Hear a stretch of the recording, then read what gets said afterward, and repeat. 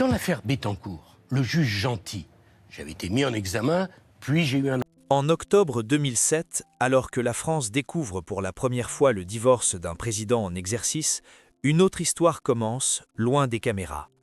Derrière les grilles de l'Élysée, deux enfants quittent un monde fait de pouvoir, de garde du corps et de silence imposé. Leur père est au sommet de l'État, leur mère s'éloigne, et eux disparaissent presque totalement de l'espace public. Aucun scandale, aucun cri. Seulement une absence. Que devient-on quand on grandit au cœur de la République, puis qu'on est soudain arraché à cette lumière? La célébrité des parents protège-t-elle vraiment les enfants ou les condamne-t-elle à l'ombre? Avant les silences, avant les départs et les absences, il y a eu l'image parfaite, celle d'un homme politique lancé vers le sommet, porté par une ambition assumée et une énergie qui tranche avec les codes traditionnels de la Ve République. Nicolas Sarkozy incarne alors une rupture. Il parle vite, il agit vite, il promet une France en mouvement. Autour de lui, tout semble converger vers la réussite. Les victoires électorales, les foules, les flashs, et en arrière-plan, l'image d'une famille qui accompagne cette ascension fulgurante. Dans les années 2000, le couple Sarkozy-Attias est omniprésent dans la presse française. Ils apparaissent ensemble lors de grands rendez-vous politiques, dans les coulisses des campagnes, parfois même dans des moments plus personnels savamment cadrés. La France découvre une nouvelle manière de conjuguer pouvoir et vie privée, plus moderne, plus exposée. Pour le public, cette famille symbolise un équilibre rare, l'autorité politique et la réussite intime. Une narration rassurante, presque idéalisée. Judith Sarkozy est encore une enfant lorsque son père gravit les derniers échelons du pouvoir. Son quotidien se transforme sans qu'elle en ait réellement conscience. Les lieux changent, les écoles, les visages autour d'elle. La sécurité devient une constante, chaque déplacement est encadré, chaque sortie est observée. Pour une fillette, ces contraintes ne portent pas encore de nom. Elles s'imposent simplement comme une nouvelle normalité. Une normalité que peu d'enfants de son âge peuvent comprendre. Margot Attias, de son côté, grandit dans une position plus ambiguë. Elle n'est pas la fille du futur président, mais elle vit au cœur du même système. Elle observe, elle s'adapte, elle apprend très tôt à se tenir légèrement en retrait, à exister sans attirer l'attention. Dans une famille où tout est scruté, cette discrétion devient une forme de protection. Déjà, une frontière invisible se dessine entre ce qui peut être montré et ce qui doit rester caché. Lorsque Nicolas Sarkozy est élu président en mai 2007, la France entre dans une nouvelle ère politique. Et pour les enfants, cette victoire marque un point de non-retour. L'Élysée n'est pas seulement un palais républicain, c'est un univers clos, un espace où chaque geste est codifié, chaque parole mesurée. Les enfants y vivent entourés d'adultes en uniforme, de conseillers pressés, de protocoles stricts. Rien n'y est spontané. Même les moments supposés familiaux portent le poids de la fonction. À cet instant précis, tout semble pourtant aller dans un seul sens, celui de l'ascension. Le père est au sommet, la mère devient première dame, la famille incarne une réussite totale, presque insolente. Peu de voix s'interrogent alors sur ce que vivent réellement les enfants. Leur rôle est implicite, être présent sans être visible, exister sans déranger le récit collectif. Ils deviennent des silhouettes secondaires dans une histoire écrite par et pour les adultes. Mais derrière cette façade brillante, des fissures apparaissent. Les emplois du temps se fragmentent, les absences se multiplient, les priorités se déplacent. Le pouvoir exige une disponibilité absolue, et la famille, peu à peu, cesse d'être un refuge pour devenir un territoire sous tension. Les enfants ressentent ces changements sans toujours pouvoir les formuler. Ils perçoivent les regards, les non-dits, les conversations interrompues à leur arrivée. La presse, elle, continue de raconter une autre histoire, celle d'un président dynamique, d'un couple moderne, d'une famille adaptée aux exigences de son temps. Cette narration publique ne laisse aucune place au doute, encore moins à la fragilité. Et pourtant, c'est précisément dans cette période de gloire que se prépare la rupture. Une rupture silencieuse, progressive, inévitable. Car lorsque la lumière est trop forte, elle ne révèle pas seulement les visages, elle projette aussi des ombres. Et dans cette famille exposée au sommet de l'État, les enfants commencent déjà à glisser vers ces zones moins visibles, là où on n'applaudit pas, là où l'on ne pose pas de questions, là où commence une autre histoire bien différente de celle que la France croit connaître. L'automne 2007 marque une fracture nette. Le calendrier officiel continue d'annoncer des sommets, des déplacements, des discours. Mais en coulisses, la famille se disloque. En octobre, la nouvelle tombe. Le président et son épouse divorcent. Pour l'opinion publique, c'est un choc institutionnel. Pour les enfants, c'est un séisme intime. À 10 ans, Judith ne comprend pas encore la portée politique de l'événement. Elle ressent surtout la disparition d'un cadre, la fin d'une routine déjà fragile. Les repères éclatent en silence. À l'Élysée, rien ne s'arrête. Les réunions continuent, les dossiers s'empilent, la fonction absorbe tout.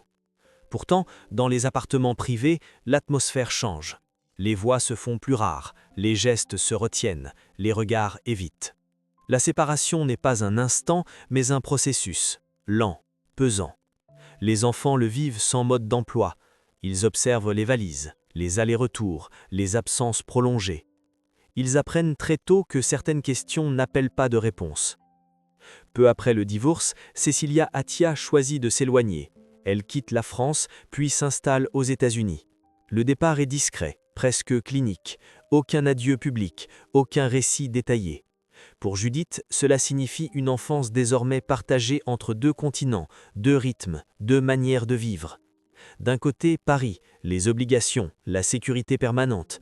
De l'autre, New York, l'anonymat relatif, l'éloignement du tumulte politique.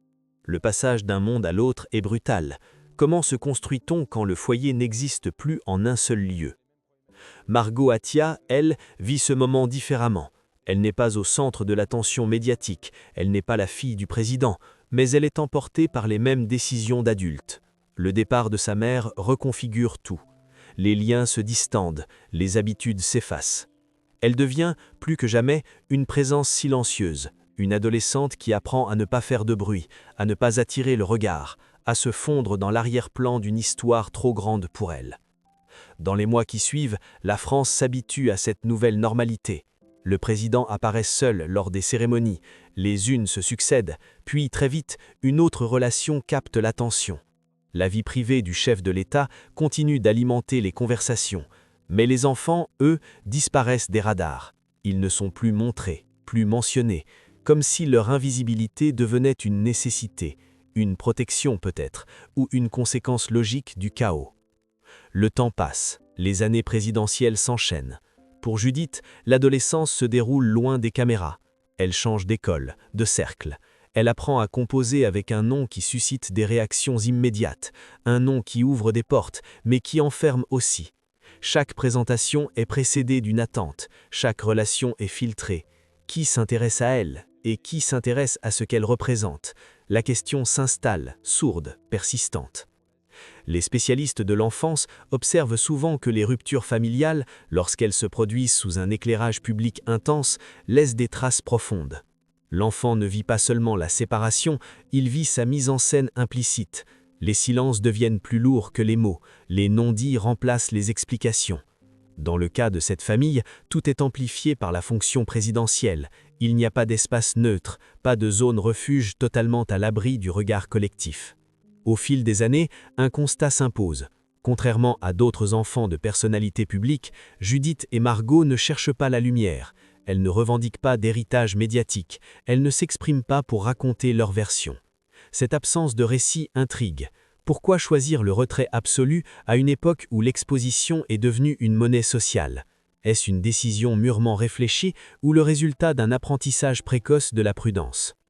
La biographie officielle de la présidence ne s'attarde pas sur ces trajectoires. Les livres politiques parlent de réformes, de stratégies, de défaites et de retours. Les enfants restent hors champ.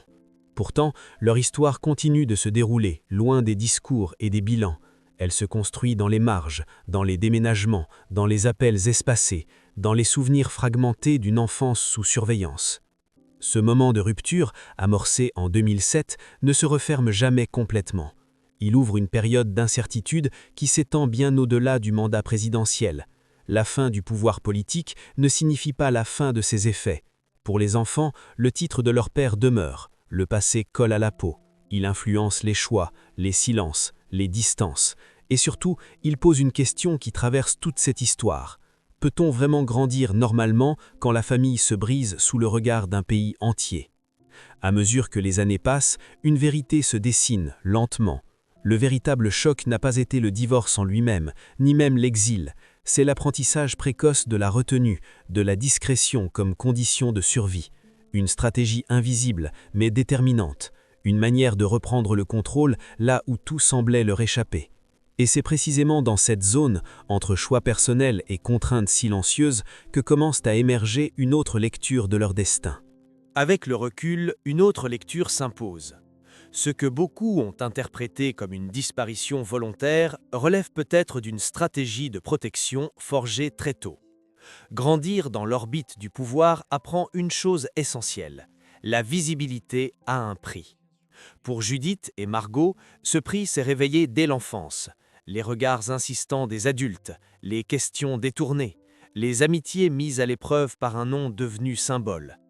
Très vite, la discrétion n'est plus un choix esthétique, elle devient une condition d'équilibre. Peu de témoignages existent, et c'est précisément ce silence qui parle. Les rares informations concordent, études suivies sans éclat médiatique, cercles restreints, absence de toute prise de parole publique. Pas de livres, pas d'interviews, pas de revendication d'un héritage politique ou mondain. Dans un monde saturé d'images et de récits personnels, ce refus intrigue. Il révèle une lucidité précoce, celle de comprendre que raconter sa vie, quand elle est liée à un pouvoir controversé, expose autant qu'elle enferme. La pression n'est pas seulement extérieure, elle est aussi intérieure. Porter un nom, c'est porter un récit écrit par d'autres. Chaque succès est relativisé, chaque échec est amplifié. La comparaison est permanente. Judith apprend à se définir hors des cadres imposés, à construire une identité qui ne soit ni une prolongation, ni une opposition frontale à celle de son père. Margot, quant à elle, développe une capacité d'effacement qui lui permet d'exister sans justification. Ne pas être attendue, ne pas être commentée, ne pas être assignée. Les spécialistes des familles exposées parlent souvent d'un paradoxe. L'enfant de figure publique bénéficie d'opportunités, mais il hérite aussi d'une charge émotionnelle diffuse, une vigilance constante, une méfiance apprise. Dans ce cas précis, la séparation parentale a accentué ce phénomène. Elle a fragmenté les repères, elle a multiplié les transitions, changé de pays, changé de rythme, changé de rôle. À chaque étape, il faut réapprendre à se situer. Ce qui frappe, c'est l'absence de rupture visible. Pas de dérive spectaculaire, pas de quête de reconnaissance par l'excès. Au contraire, une continuité discrète, une manière de s'extraire du récit dominant sans le contester frontalement. Comme si la véritable émancipation passait par le retrait. Cette posture n'est ni une fuite ni une capitulation. Elle ressemble davantage à une reconquête de l'intime, un espace où l'on peut grandir sans être réduit à une fonction ou à un héritage. La vérité, finalement, n'est pas un secret enfoui. Elle est diffuse. Elle se trouve dans les choix répétés, cohérents, presque invisibles. Vivre normalement devient un acte de résistance. Refuser la lumière, un moyen de préserver l'essentiel. Dans cette famille marquée par l'exposition maximale, les enfants ont tracé une voie opposée, une voie silencieuse mais déterminée. Et cette trajectoire interroge. Peut-on vraiment échapper au poids d'un nom ? Ou faut-il apprendre à vivre avec, en redessinant patiemment les contours de sa propre histoire ? À la fin, il ne reste ni scandale à révéler, ni vérité spectaculaire à dévoiler. Il reste une question plus inconfortable, plus profonde. Que signifie vraiment grandir dans l'ombre du pouvoir ? Pour Judith et Margot, l'héritage n'a pas pris la forme d'un capital politique ou médiatique. Il s'est inscrit ailleurs, dans une vigilance constante, dans une manière de se tenir à distance, dans un choix répété de ne pas répondre à l'attente collective. Leur histoire rappelle que la célébrité des parents ne s'arrête pas aux portes du foyer. Elle infiltre l'enfance, façonne les silences, influence les trajectoires longtemps après la fin des mandats et des discours. Là où certains enfants de figure publique cherchent à prolonger la lumière, d'autres apprennent à l'éviter, non par rejet, mais par nécessité. Préserver une part de soi devient alors un acte fondateur. Cette discrétion n'efface pas le passé, elle le transforme. Elle permet de vivre sans être constamment ramené à une image figée. Elle offre la possibilité d'une existence qui ne soit ni une justification, ni une opposition permanente. Dans un monde où tout se montre, choisir de ne pas apparaître est une prise de position, silencieuse, radicale, durable.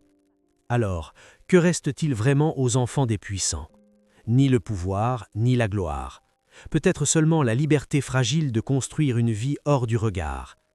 Et si le véritable héritage n'était pas le nom, mais la capacité de s'en détacher? Cette histoire ne se conclut pas par une réponse définitive, elle laisse une interrogation ouverte. Car parfois, la plus grande victoire n'est pas d'être vue, mais de pouvoir exister sans être observé.